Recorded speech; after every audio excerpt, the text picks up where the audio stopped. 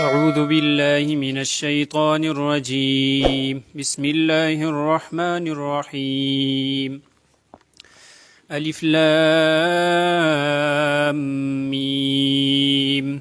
تلك آيات الكتاب الحكيم هدى ورحمة للمحسنين الذين يقيمون الصلاة ويؤتون الزكاة وهم بالآخرة هم يوقنون أولئك على هدى من ربهم وأولئك هم المفلحون. ومن الناس من يشتري لهو الحديث ليضل عن سبيل الله بغير علم ويتخذها هزوا أولئك لهم عذاب مهين. وإذا تتلى عليه آياتنا ولى مستكبرا كأن لم يسمعها كأن في أذنيه وقرا فبشره بعذاب أليم.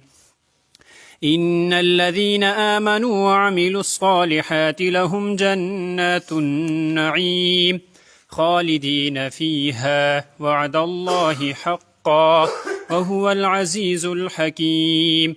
خلق السماوات بغير عمد ترونها وألقى في الأرض رواسي أن تميد بكم وبث فيها من كل دابة وأنزلنا من السماء ماء فأنبتنا فيها من كل زوج كريم.